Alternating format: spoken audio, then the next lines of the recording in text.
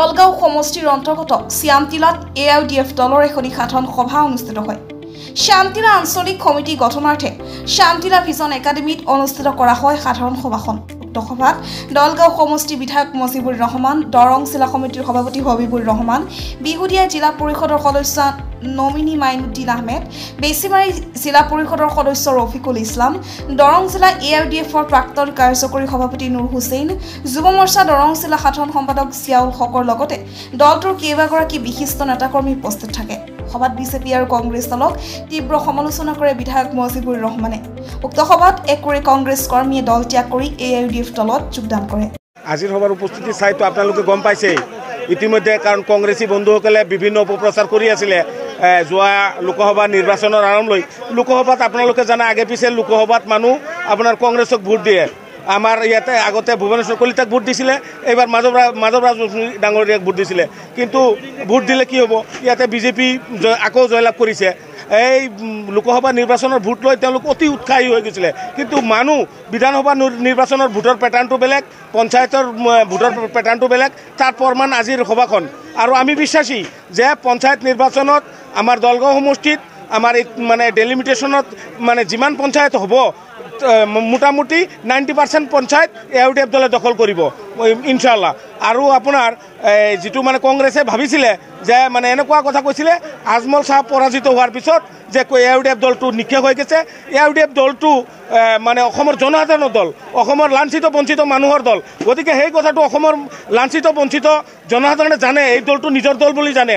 এই দলটো জীয়াই ৰাখিবলৈ হয়তো ধুবুৰীত কিবা এটা ভুল সিদ্ধান্ত হৈছিলে, এইটো মানুহ এতিয়া বুজি পাইছে, তেওঁলোকে অনুভৱ কৰি আছে। আজমল চাহাবৰ অনুপস্থিতি, সংসদত অনুপস্থিতি অনুভৱ কৰি আছে। এতিয়া ৰাইজৰ স্বতঃস্ফূৰ্ত উপস্থিতি তাৰ প্ৰমাণ। আপোনালোকে কেইদিনমানত দেখিছে যে ইতিমধ্যে আমাৰ কেইবাটাও আঞ্চলিক সমিতি হ'ল। 5 নম্বৰ বৰুৱাঝাৰ, 1-2 বৰুৱাঝাৰ, আপোনাৰ বেছিমাৰী, আজি হ'ল আপোনাৰ শ্যামটিলা গাঁও পঞ্চায়তত আঞ্চলিক সমিতি হৈছে। প্ৰত্যেকটো সভাতে আমাৰ 1500-2000 মানে ৰাইজ সমৰ্থক উপস্থিত থাকি আমাৰ মিটিংবিলাক কৰি হৈ আছে, কমিটি গঠন হৈ আছে।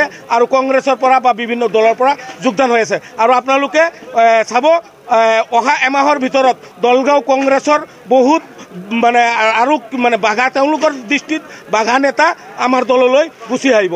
1 মাহৰ ভিতৰত আপোনালোকে প্ৰত্যক্ষ কৰিব। এই সভাখনত এটা কথা আজি প্ৰতিষ্ঠিত হৈছে যে শ্যামটিলা পঞ্চায়তত যিমানবাৰ পঞ্চায়ত ইলেকশ্যন হৈ আছে তাৰ পিছৰ পৰা কণ্টিনিউৱাছলি আমাৰ AIUDF দলৰ প্ৰতিনিধিক ৱাৰ্ড মেম্বাৰ, কাউন্সিলৰ, পঞ্চায়ত সভাপতি, সভানেত্ৰী জিকি আহিছে। এইবাৰো ইনশাল্লাহ তাতকৈ আৰু যোৱাবাৰতকৈ এইবাৰো বেছি ভোটত ইনশাল্লাহ আমাৰ 10টা ৱাৰ্ডতেই ৱাৰ্ড সদস্য জিকিব, তাৰ লগতে কাউন্সিলৰ ZPC ইনশাল্লাহ জিকি আহিব। আচল কথাটো হৈছে দলগাঁও সমষ্টিৰ ৰাইজে ইতিমধ্যে তেখেতক খুব বেয়াকৈ প্ৰত্যাখ্যান কৰিছে। যিহেতু তেওঁ 15 বছৰ কণ্টিনিউৱাছলি দলগাঁৱৰ পৰা বিধানসভাত তাত আছিলে MLA হিচাপে।